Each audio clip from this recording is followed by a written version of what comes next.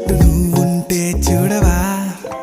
మంచువాన నన్ను ముంచెనంట వాన విల్లు మీద ఇల్లు కట్టినెవ్వరంట ఈ లోకమంతా నిన్ను చూసినంట ఏ దిష్టి నిన్ను తాకకుండా ఇంటిలోనే దాచుకుంటా రంగు రంగు